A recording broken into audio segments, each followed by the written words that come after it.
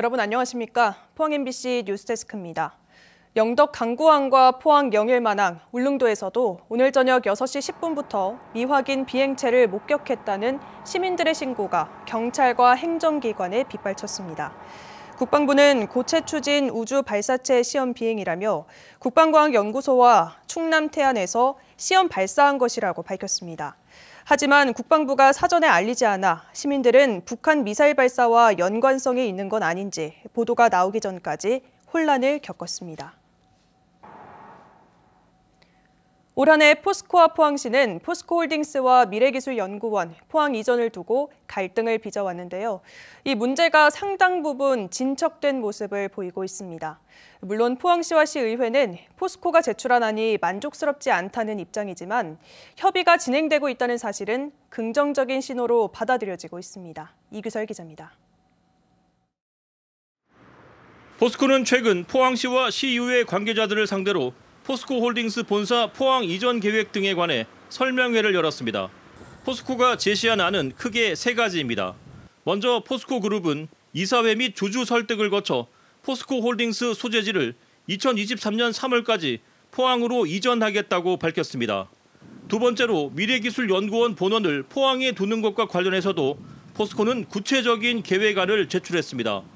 포항공대 안에 있는 포항산업과학연구원 리스트 건물 일부를 리모델링해 내년 1분기부터 본원으로 활용하고 수도권에는 별도의 분원을 둔다는 내용입니다.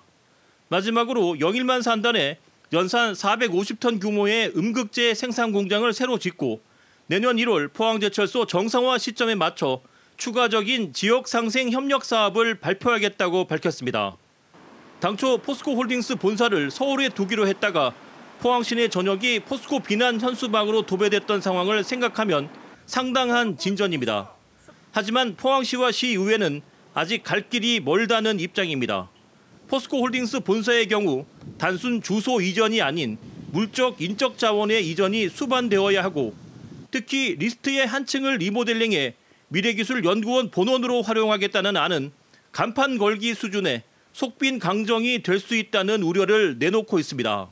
새로운 건물을 건립해서 포스코 미래기술연구원을 설립하려고 하고 있습니다. 그렇다면 포항에 제시한 내용이 임대 리모델링, 기존에 있는 건물에 임대 리모델링해서 한다는 것은 과거 2011년도에 우리가 경험했던 인천 송도 골골 R&D 센터로 많은 우수한 인력이 빠져나왔다시 그게 재현될 수가 있다.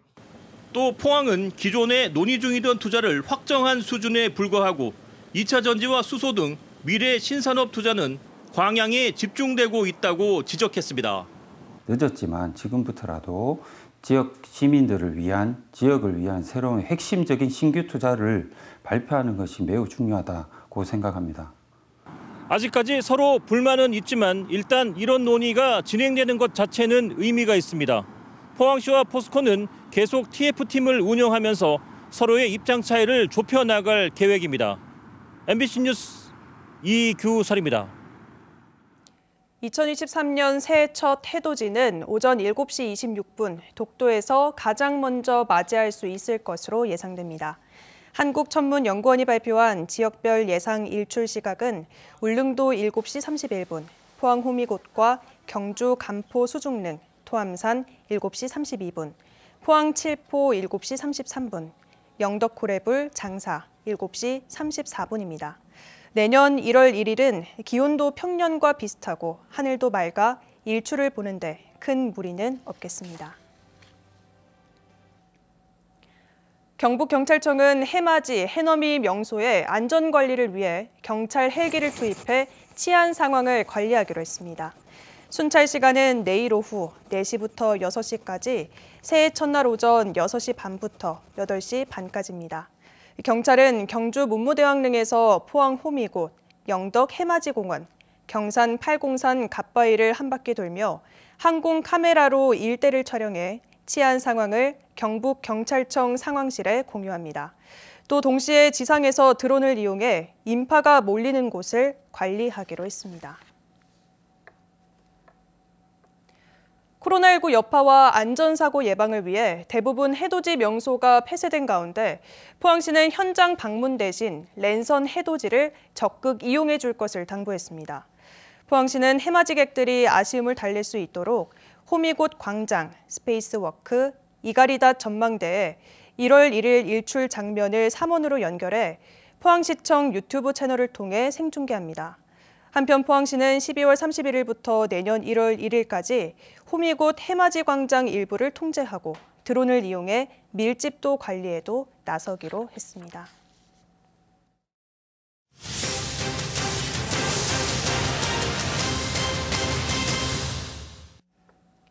포항 MBC 송년기획 되돌아본 2022. 오늘은 마지막 순서로 올해 연이어 실시된 대통령 선거와 지방선거를 되짚어보겠습니다. 경북 동해안에선 포항과 경주시장이 연임에 성공했고 영덕과 울진, 울릉에선 단체장이 바뀌었습니다. 특정 정당이 압승을 거둬 그나마 희망이 보였던 정치 다양성이 실종됐고 의회 견제 기능이 축소될 수 있다는 우려가 커졌습니다. 임재국 기자입니다.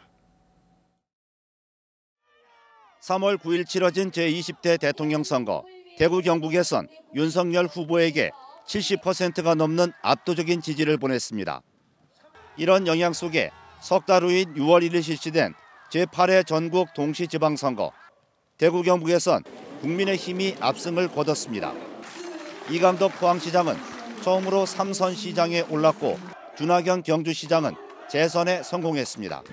젊은 사람들이 일하기 좋은 또 지방이 골고루 발전하는 지역 균형 발전의 모델 도시로서의 손색이 없도록 그렇게 해나가겠습니다.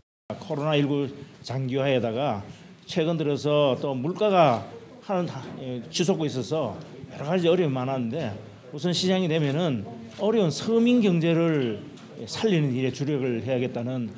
영덕과 울진, 울릉군수 선거에선 단체장이 모두 새로 바뀌었습니다. 우리 군은 인구 감소로 인해서 상당히 위기에 있습니다.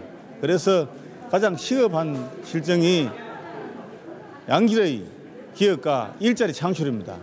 울진군의 경제가 좀 더 활성화될 수 있고 우리 또 건설업체들이 이 기술이 올라갈 수 있는 이러한 양쪽 시너지 효과가 낼 수 있는. 국민 여러분께서 저를 선택해 주셨습니다.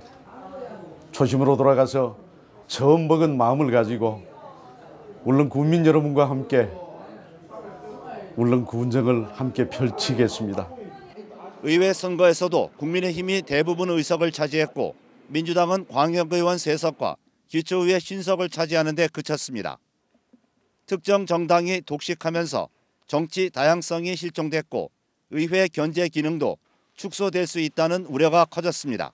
임기 초반에는 지역에서도 여론이 결집하는 이런 현상이 있기 때문에 사실은 다양성이 실종되는 측면이 있으나 과거에 비해서는 행정부에 대한 의회의 자율성이 조금 강화되는 경향은 있다.